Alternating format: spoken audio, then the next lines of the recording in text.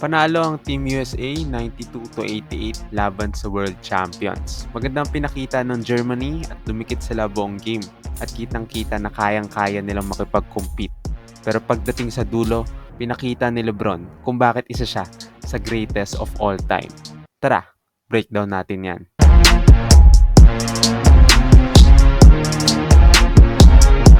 First quarter, magsiset up ang US ng play para kay Curry. Pero makikita natin sa possession na to yung importance ng shooting ni Embiid. Off a curl, papasa kay Curry, tapos magro-roll si Embiid. Then pasa sa labas kay Holiday. Pwede niya na itira yan, pero magdadrive pa siya papasok. At yung defender na to, imbis na dumepensa sa drive, mas takot siya sa threat ni Embiid. At too late naman si Tice sa contest, so easy 2 points para kay Holiday. Ito isa sa mga bagay na kailangan i-take advantage ng US at yun yung attention na nakukuha ng players nila. Dito dadrive si LeBron at 4 na tao yung sasalubong sa kanya. So matik kick out yan para sa tres ni Holiday. Ito isa pang example, masyadong nakabantay sa gaps ang German player na to kaya napunish siya ni Anthony Davis by cutting inside.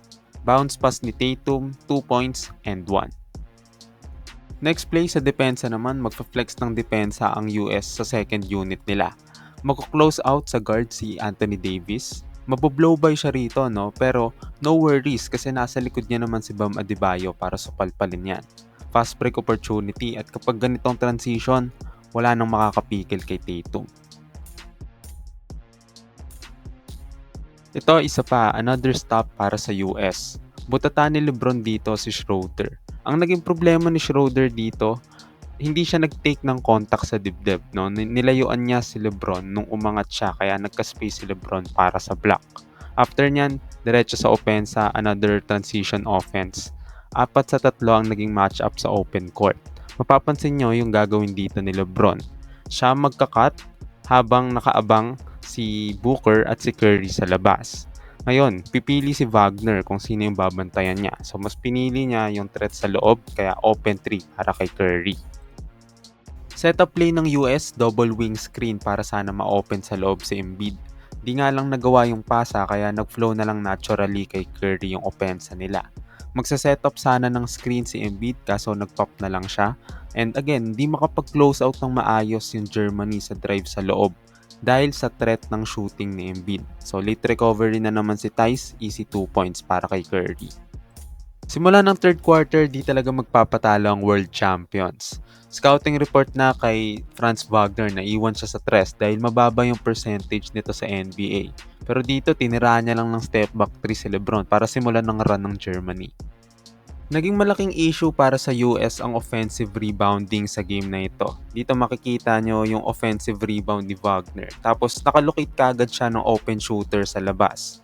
Nag-leak out na kasi sa kabila si Holiday after nung miss at naiwang libre itong si Schroeder para sa tres.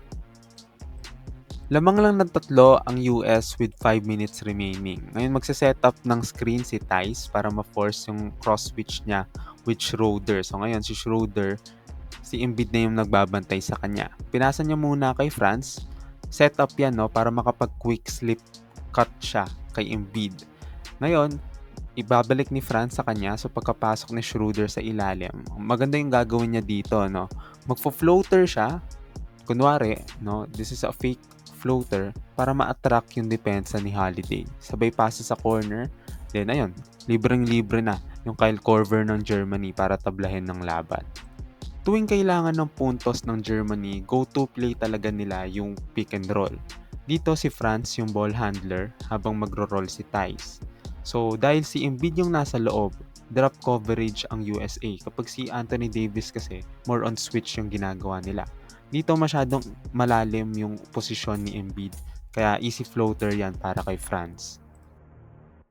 4 minutes sa fourth quarter at isa lang ang lamang. Kapag ganitong clutch situation, matik si LeBron ang hahanapin ng Team USA. Nagkaroon ng masamang cross-matching ang Germany at nakita yan ni LeBron. Si Schroeder lang yung nasa ilalim, tapos si Tice, hindi siya pwedeng mag-recover kasi si Curry yung binabantayan niya sa tres. Ang ginawa dito ni LeBron, nag-decelerate siya konti, tapos nung na-relax niya na yung depensa, pound dribble, tapos kakalabawin niya na lang sa ilalim. Last 2 minutes, ganda ng defensive play dito ni Schroeder, Butata si Curry. Ngayon, diretso na sila sa transition sa fast break. Naging patient ang Germany para mabuo silang 5 sa half court. Ngayon, 5-3 ang nangyari.